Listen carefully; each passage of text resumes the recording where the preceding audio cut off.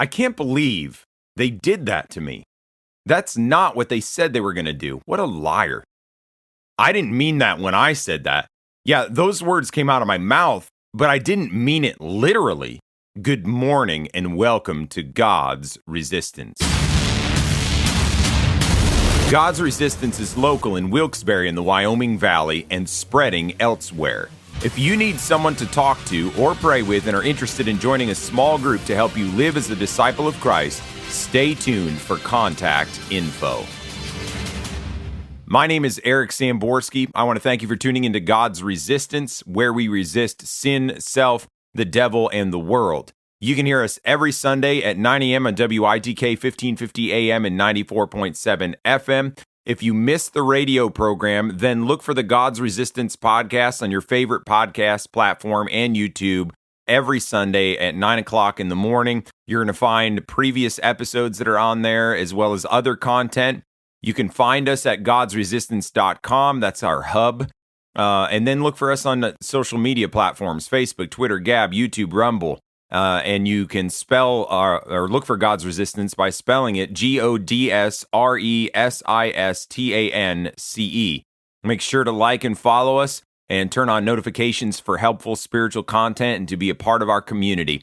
You can contact us at gods.resistance@gmail.com or give us a call at 570-362-7782. Now let's listen in on today's briefing.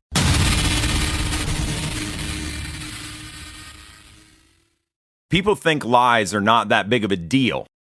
That is, until they get lied to themselves.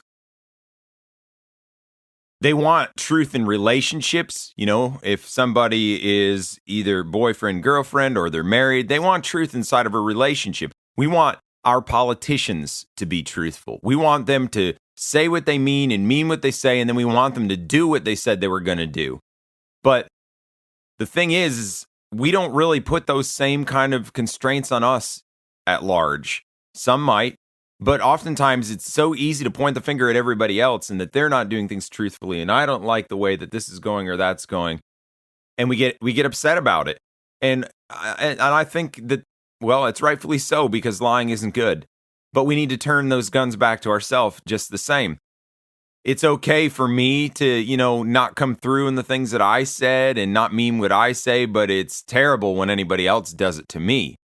So we've got to be careful with that because it's this commandment about not lying, not bearing false witness, which we're going to look at this morning. This applies across the board without respect of persons. The thing is when you start lying and not telling the truth and in living deceitfully, the more you do that, the harder it is to keep your story consistent, and the harder it is for anybody to believe any word that ever comes out of your mouth, thinking that, they say stuff, but they don't really do it. So they kind of disregard your words. I've met people like that, and I myself have experienced it. They say a whole lot, but they don't really back it up, so I don't really put a whole lot of stock in what they say. You, listener, you don't want that to be you. You want to be somebody that people can say, you know what? When they say something, they do it. That's virtuous. That actually takes effort to go forward and to live a truthful life. Exodus 20, verse 16 is the commandment we're looking at here. It says, "Thou shalt not bear false witness against thy neighbor. Thou shalt not bear false witness against thy neighbor." At large, this commandment is speaking about an offense toward your neighbor. Proverbs 24:28, we read, "Be not a witness against thy neighbor without cause, and deceive not with thy lips." So this is talking about our fellow human beings. Don't bear false witness. Don't say untrue things about people. I mean, first of all, you don't like that. Secondly, though, it's just wrong. It messes up society. And we can see that at large. It messes up our government. When people are not truthful and don't do what they say they're going to do, there's a lot of distrust and things don't work well where there's distrust. When we're talking about offending a neighbor, offending, that person that I, maybe they are my literal neighbors, they live next to me, or maybe it's just, somebody else who's going along the walk of life here And, they have to deal with some of the same stuff that I have to deal with. Don't deceive them with your lips. Don't lie. Deuteronomy 19:16-20.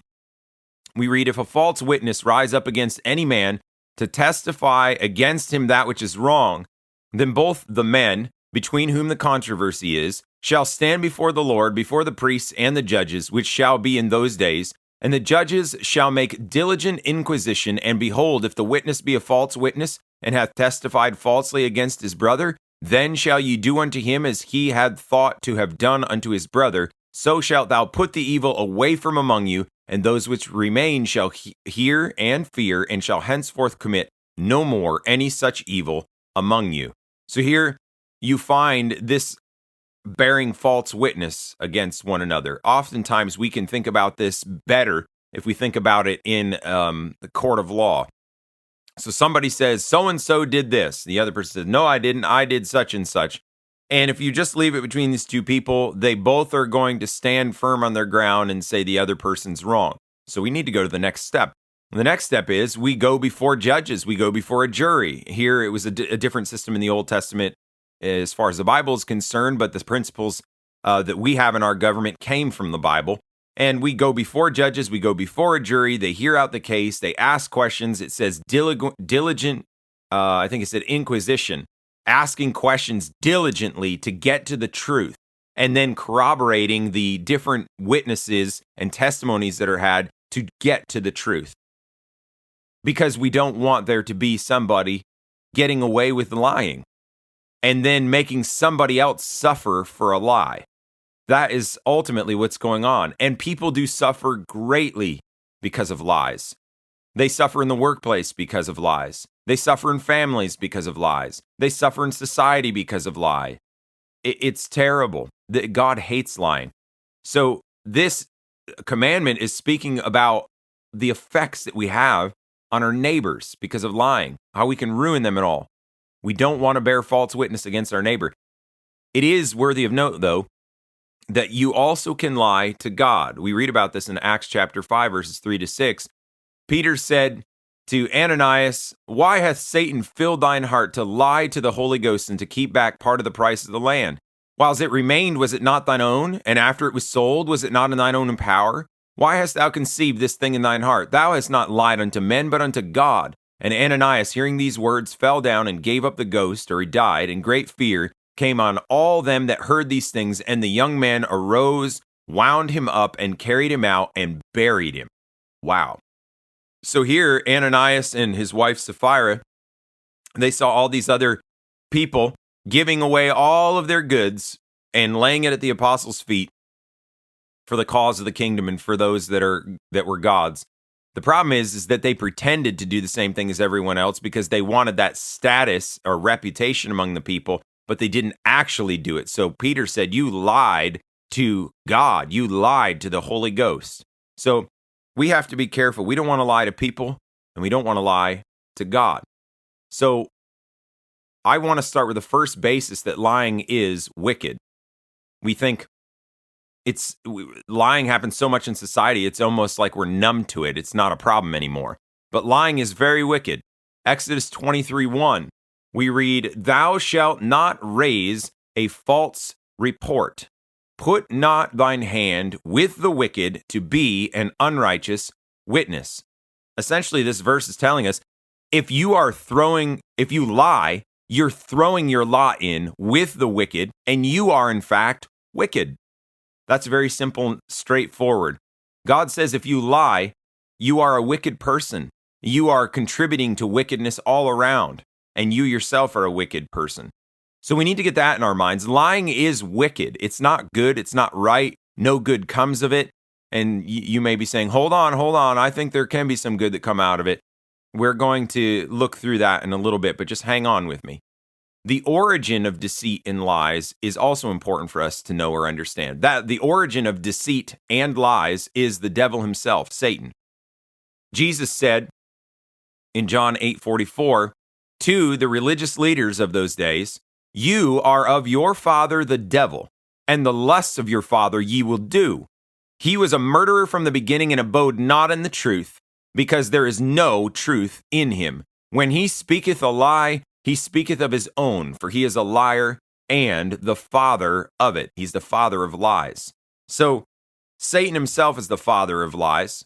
He lied in the Garden of Eden about the tree of the knowledge of good and evil. God had specifically told Adam and Eve how this was and what would happen if they were to partake of it. They could eat of everything else but that. Then the devil comes along and he starts his lying, his deceiving. He said, God didn't say that, did he? He asked the question, and he's trying to get them to question God. He knows very well God said that. Then he kind of conveys the point to them, God is holding something back from you. You know, if God was really a good God, he wouldn't hold these things back from you, but he is. Question marks. Lying. God wasn't holding anything back from them. You will not die if you eat of this tree. That's another lie, because though they may have not died physically that moment, death, eternal death, had entered in, where people were not supposed to die. Death was a foreign entrance into God's creation. And then they ate, and death took place, sin and death. And then he also said, you know, God just knows that if you eat of this, you're going to be made wise. You're going to be like him, like the Most High. This is ultimately what the devil himself wanted, was to be like the Most High. He wanted to take God's throne, kick him off, and sit on it himself. You will be made wise like God, he said. So here we find the devil lying over and over and over again in the beginning, and he hasn't stopped. He continues to do it. He continues to lie. So if you yourself lie, you show that you are a child of the devil himself. The devil is the epitome of wickedness, and he is your father if that's what you are going to do. If you are going to lie, then you are being used of the devil himself, and you're in a bad spot. You have joined yourself with the most wicked being that exists. God hates lying. We need to establish this as very serious, and we need to establish it as, in fact, truth. Proverbs 6:16 through 19 shows us God's heart. He said, These six things doth the Lord hate. Yea, 7 are an abomination to him, to God. A proud look, a lying tongue, and hands that shed innocent blood, and heart that deviseth wicked imaginations, feet that be swift in running to mischief, a false witness that speaketh lies, and he that soweth discord among brethren. These things doth the Lord hate, is how that started. God hates lying. He hates lying because it came from the devil himself, and lying is destructive by nature. God hates lying. Okay, lying is bad. If you lie, you're wicked. The origin of lies and deceit comes from the devil himself. So if I lie, I'm also complicit with the devil. I'm kind of his buddy and pal and helping him to do his dirty work. And God hates lying. Wonderful. But what consequences are that? Well, lying is a sin that lands you into hell. Proverbs 19 verse 5 says, A false witness shall not be unpunished, and he that speaketh lies shall not escape. Escape what? Damnation. Escape an eternal hell. Escape the consequence of lying. Verse 9 of Proverbs 19, just a few verses after this, says, A false witness shall not be unpunished, and he that speaketh lies shall perish. Perish, what's he talking about? Dying eternally. Sin leads unto death, and that eternally. We're told that later in the New Testament. Sin leads to death. If those aren't clear enough for you, then read Revelation 21, verse 8. The fearful and unbelieving and the abominable and murderers and whoremongers and sorcerers and idolaters and all liars shall have their part in the lake which burneth with fire and brimstone, which is the second death. So we need to get that in our minds. Lying is wicked. The devil is the source of it, of all lying. And we can join ourselves with him and lie, and then we make it our own. God hates lying. It's an abomination in his sight. Lying is a sin, and lying will land you in eternal hell. All liars shall have their part in the lake of fire. They will not be able to escape. They shall perish according to the Scriptures. In case you've just tuned in, you are listening to God's Resistance, where we resist sin, self, the world, and the devil. You can hear us every Sunday at 9 a.m. on WITK 1550 AM and 94.7 FM. You can find us on Facebook and Twitter at God's Resistance. That is GODSRESISTANCE.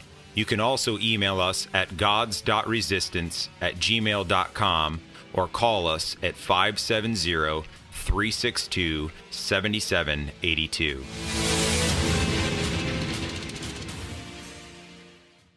So now we may be saying, okay, you've established that if you lie, you're wicked.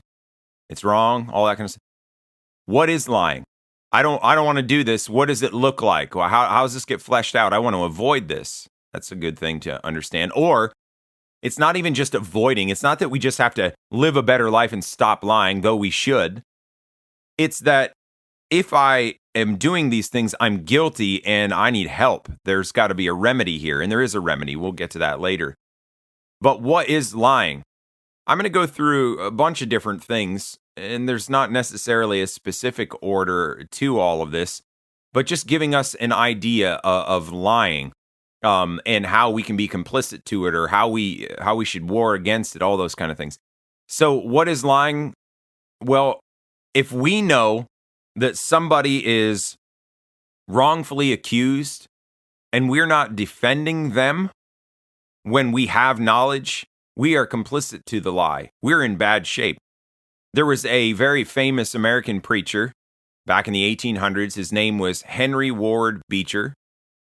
In 1875, he was accused of having an affair with his best friend's wife. And it became a huge trial, Tilton versus Beecher, where it was said that he was having an affair with this lady. Now, he maintained his innocence the whole way through. They had trials. When it came down to the vote, 9 people on the jury trial acquitted him and said it didn't happen. 3 people condemned him. So he went through the pain of a prominent preacher who was innocent getting accused of something he didn't do publicly. You can imagine the draft that plays on you emotionally, what it does to you and your reputation and your influence. And I mean, somebody can say a bad word about you and it doesn't have to be true, and it still ruins your influence. It can still ruin your reputation. It can still cause so much damage. Sometimes people have taken their lives because of it. And I'm not saying that's an acceptable way out, but the grief is so terrible. Well, after this, Henry Ward Beecher, he kind of made a vow with God as to what was going to happen here. Remember, I said not defending somebody who's wrongfully accused. That's what we're talking about. So in a bitter political campaign of 1884, James G. Blaine was attacked as a corruptionist and Grover Cleveland as an immoral man. In the midst of the campaign, Henry Ward Beecher took the stump in behalf of Cleveland. The reason was that, having suffered himself so deeply through slander, Beecher had resolved to defend, if he could, any man who was assailed in the same kind of manner he was. At a great meeting at the Brooklyn Rink on October 22nd, Beecher said, "When in the gloomy night of my own suffering, I sounded every depth of sorrow. I vowed that if God would bring the day star of hope, I would never suffer brother, friend, or neighbor to go unfriended should a like serpent seek to crush him. This oath I will regard now because I know the bitterness of venomous lies. I will stand against infamous lies that seek to sting to death an upright man and magistrate." Thus Beecher, instead of letting that all poison him, he turned it around to good to help other people. If you and I know somebody is innocent, not just we have a sense like, I feel like he's innocent, he just seems like he's innocent, but I'm talking about people we know, people we probably have associations with, we talk to or whatever, and they're accused of something that's wrong, and we know that they're not wrong. We have proof. We need to speak the truth. We need to speak the truth even if other people are real angry about it. I mean, and that's what it's like in the court of law too. You're to speak the truth. If you can stop somebody from being wrongfully accused of something and destroyed, That's our duty to do that. We need to do that. And so part of lying or bearing false witness is being quiet when you shouldn't. You should speak up. It was mentioned here about slander there with Henry Ward Beecher, but slander is another form of lying. And slander, defined by a dictionary, is the action or crime of making a false spoken statement damaging to a person's reputation. That is slander. So the religious leaders of Jesus' day, they slandered him all over. They slandered prophets, they slandered the apostles. But let that sink in for a moment.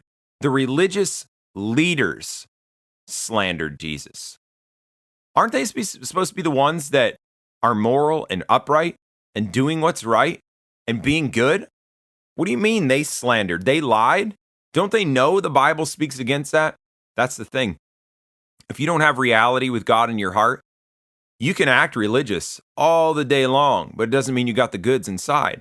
And that's what was going on with these religious leaders. They didn't have any true salvation. They didn't have any true victory over sin. They just wanted the reputation, the pomp, the power that came with the position. And so, because Jesus threatened that, because he exposed them, they were angry and they slandered him, made up a bunch of false things about him. They sought people to give false witness against him because they hated him so bad.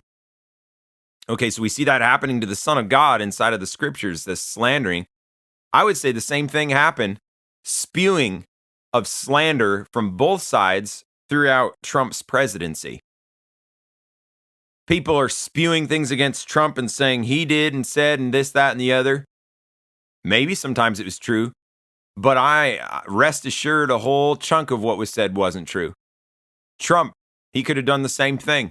And it's not just Trump, but it would have been people on the political left or the political right. They hate each other so bad, they'd lie about one another and slander one another, ruin one another's reputation and effectiveness in society to be civil human beings and to govern our United States. Slander causes so much trouble. They plaster it all over the news. And by the way, the news is terribly guilty of these things, and they should be ashamed of themselves. They are liars at large. They say a whole lot of things and slander people's names, and it's not even hidden. It's right out in the open. And I'm not just saying it's only one side, it's both sides.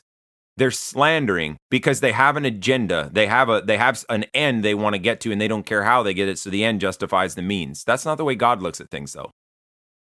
It doesn't matter if you're a Republican or you're a Democrat or whatever it is. If you're slandering, you're lying, you're sinning against God, and you're guilty. And it doesn't matter what your ideology is. When you stand before God, you will be found wanting because you have slandered, you have lied, you have bore false witness, and you have broken one of God's 10 commandments. And if that is you, and if you're aligned with that, you should flee from it. You should flee from it like the plague. Another thing of lying, repeating something, a matter that happened, without careful investigation to know the whole truth. The Bible, so many other places, forbids talebearing, another word, gossiping.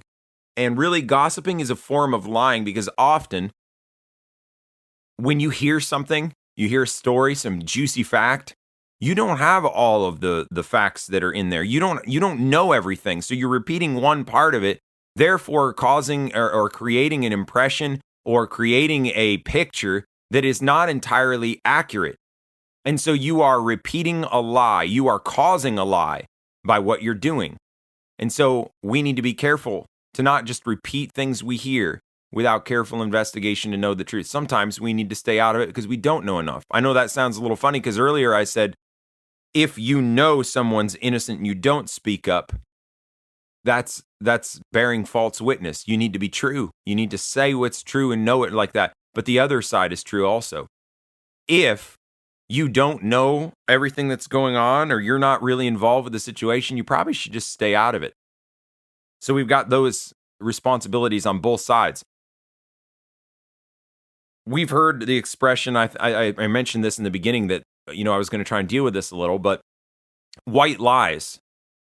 Oh, yeah, there's sometimes, though, that lies can be good. That's the illusion that people say. Sometimes lies can be good or do good.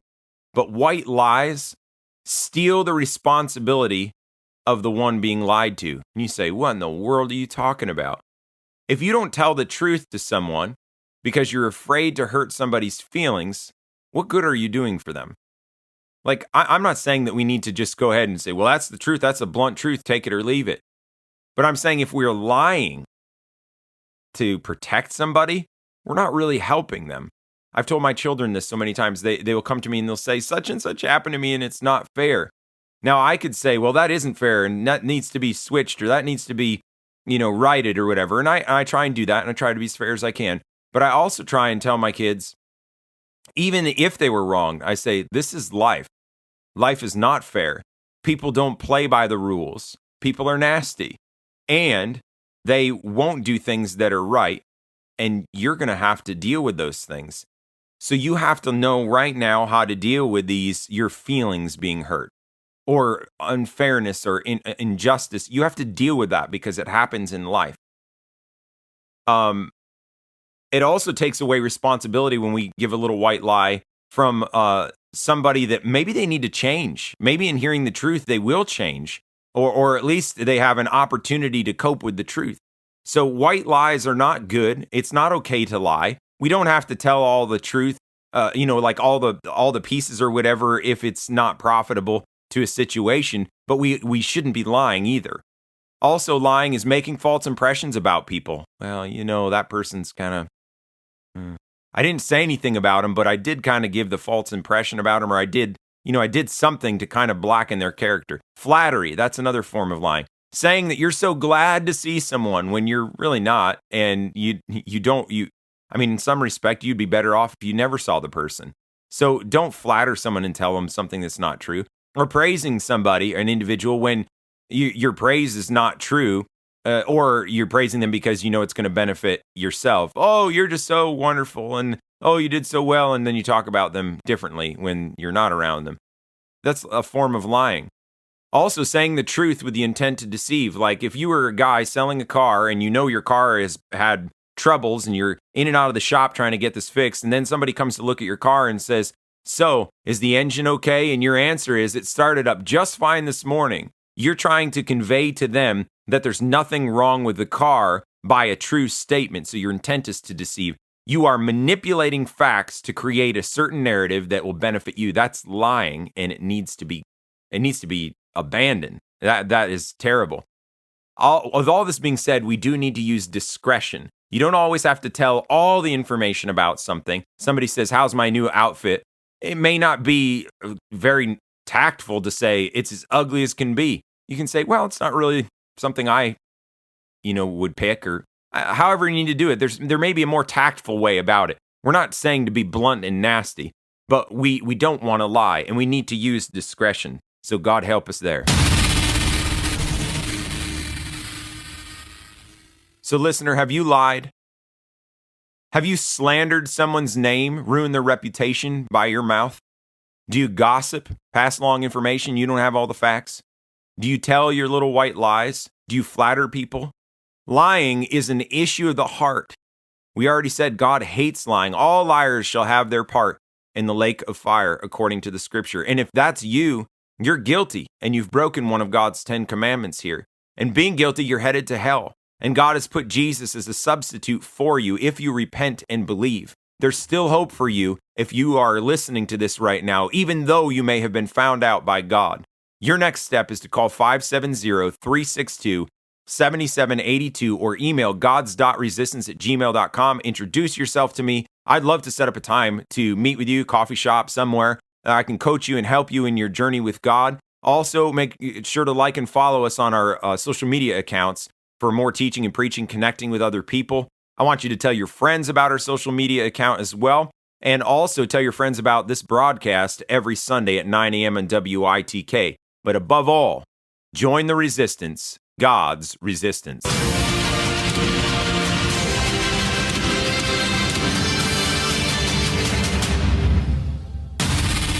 A special thank you to Spectacular Sound Productions for giving permission for the use of the song Heroes and Monsters, which was edited and used in part on this production. The permission was granted under Attribution Share Alike 4.0 International Creative Commons license. That license may be found at https://creativecommons.org/licenses/by-sa/4.0/legal code.